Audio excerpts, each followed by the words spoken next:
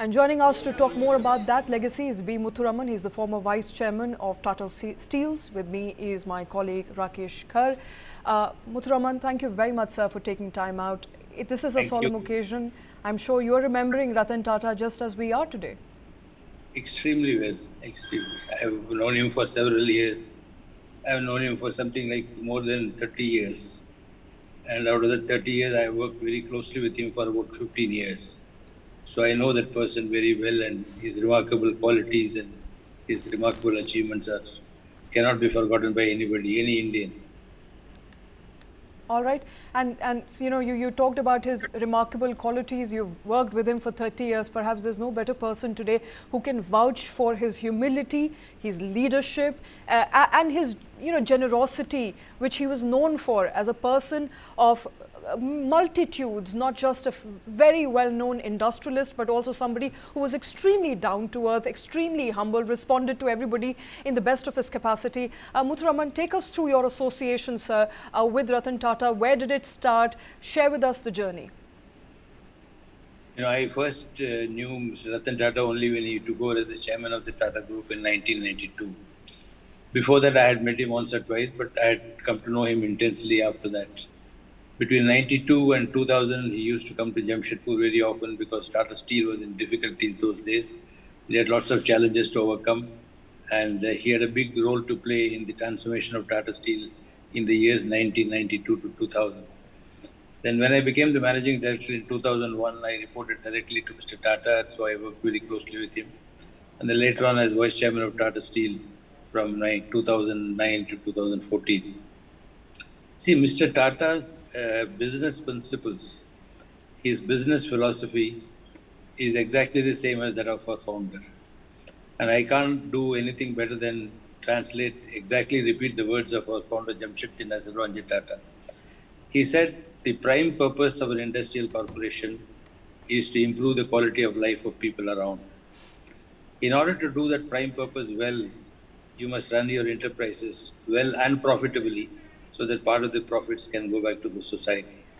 So he put the society at the central purpose of a business enterprise, which really means that creating value for society, creating value for environment, creating value for all stakeholders rather than create value only for the owners of the company.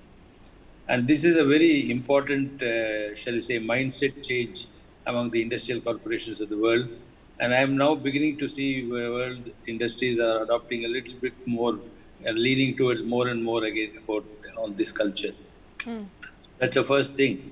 And he continued where our founder had left and founders' deputies had left.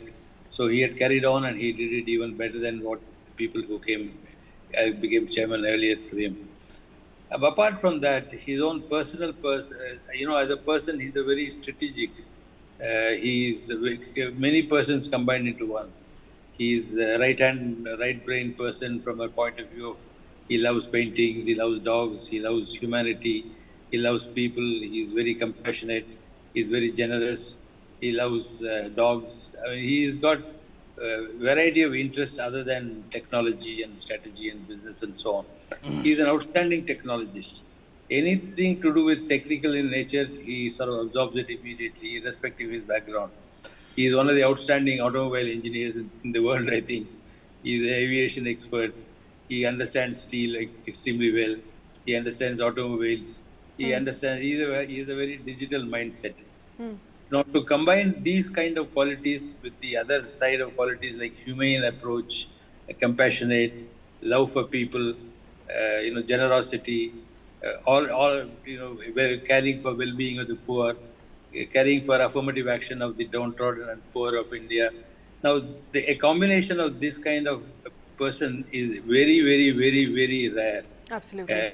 in the world. And Mr. Ratan Tata is one of those very few people in the world who are able to combine these two competing qualities extremely well. That is what is remarkable about this person.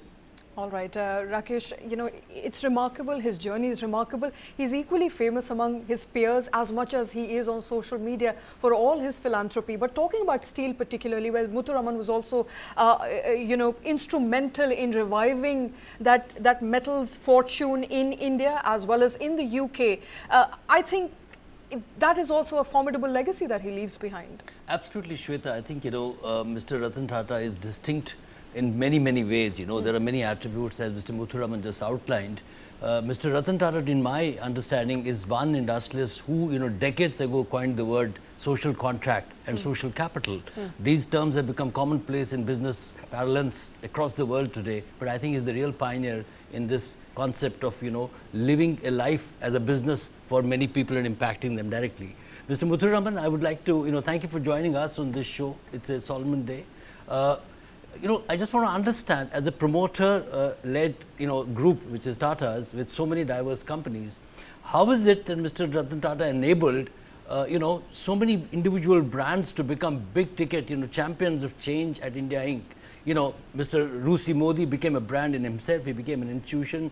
Mr. J.J. Irani, Mr. Muthuraman, you with us today. We don't have many examples. So what led to, individuals making that striking contribution even when Mr. Ratan Tata stood like a colossus? Mr. Ratan Tata is a great person in delegation.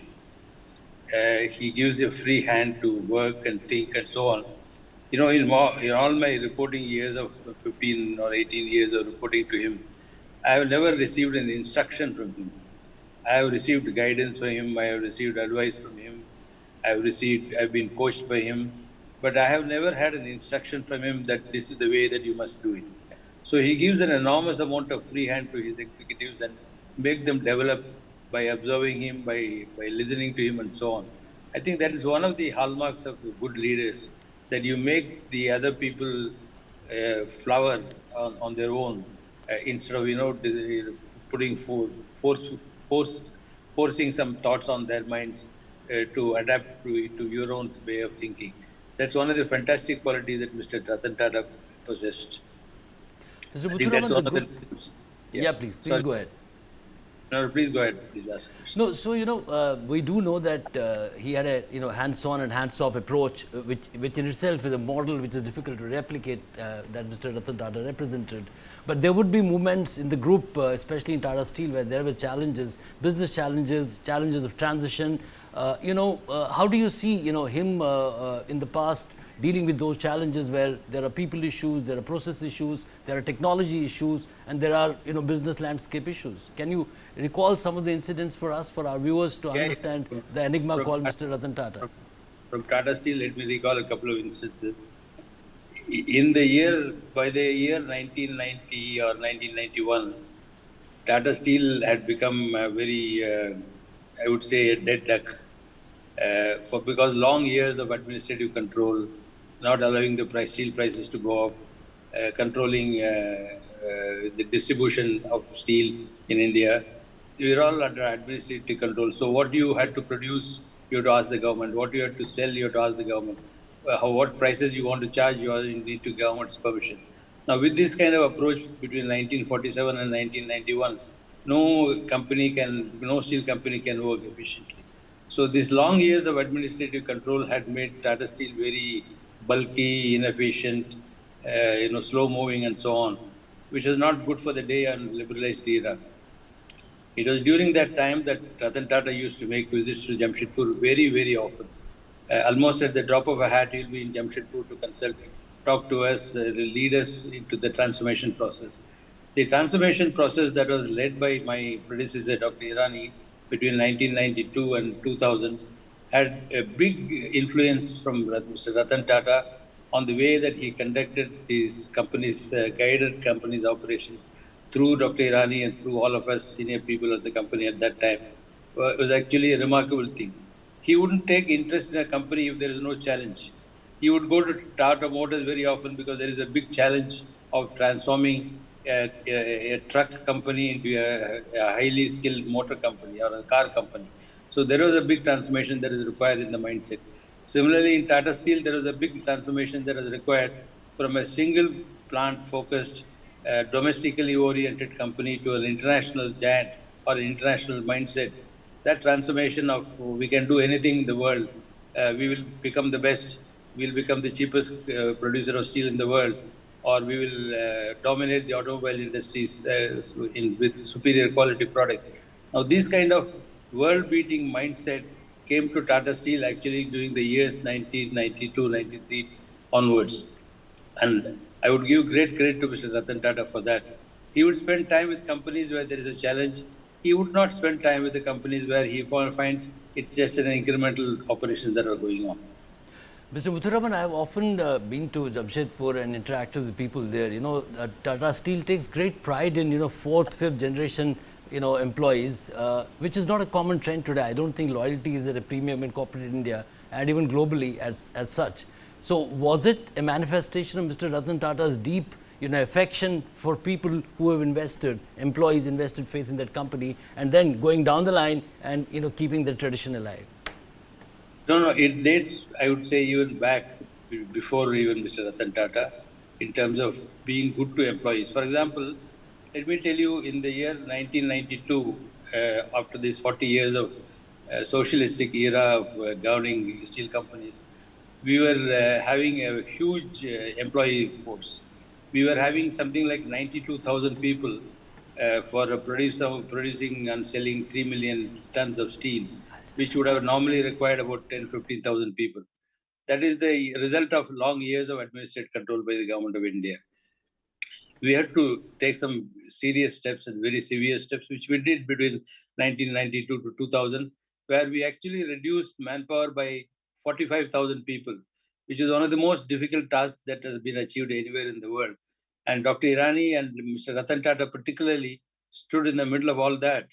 It was an unpopular decision, but the kind of separation, if both financially and also medical wise and other facilities wise, what Tata Steel gave it to the employees is unheard of, is even today unheard of in the history of any steel industry anywhere in the world.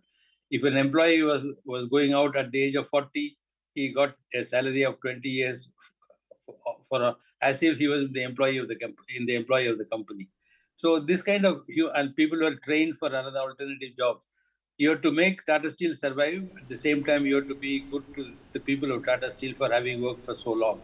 So it is a balanced combination of these two which made Mr. Ratan Tata and our senior leaders take those decisions at that point in time. Brilliant. Before I hand over back to Shweta, my colleague, I have one last question. Tata is a very large family, and typical of Indian large families, there are issues and challenges, what we call the sibling rivalries. I have, had an opportunity to interact with senior leadership across Tata Group companies, and somehow I got the impression that he was at peace with all the companies, and as you rightly mentioned, that wherever there was a challenge, he would shift focus to that particular company or that particular business and set it right and come back to his other loves. But I have heard people say who are close to Mr. Tata that hotels and aviation was his first love. Would you buy that, and steel would be probably somewhere down the line, or that's incorrect? I personally and some of my colleagues have had arguments and discussions with Mr. Tata on the subject. That I have always felt, for example, steel is a more complicated subject than automobiles. He doesn't agree with that, and he keeps on sort of teasing me that steel is simpler than automobiles. I have never agreed with him on that score. But please understand one thing: it is not the product which makes something complicated or simple. It is a process, it is your aspirations and so on. It is like a 100-meter runner. If somebody wants to run at 15 seconds, there is no challenge. If somebody wants to run at 9 seconds, I think there is a big challenge. There is a very big difference. The running is the same. It's similarly with companies. What you want to achieve in that company is what makes the process challenging. And it is true that he likes automobiles because there was a challenge at that point in time. Absolutely. It is true that he likes aviation because there was indeed another challenge. And I wish he had been alive now, because there is a big challenge with Air India's transformation that will happen surely in the next maybe 4 or 5 years time. And he would have loved to have been a part of that. All right, Muthuraman, I believe someone's at the door, sir, but we'll let you go for now. Thank you so much. Thank you for joining us on this solemn day.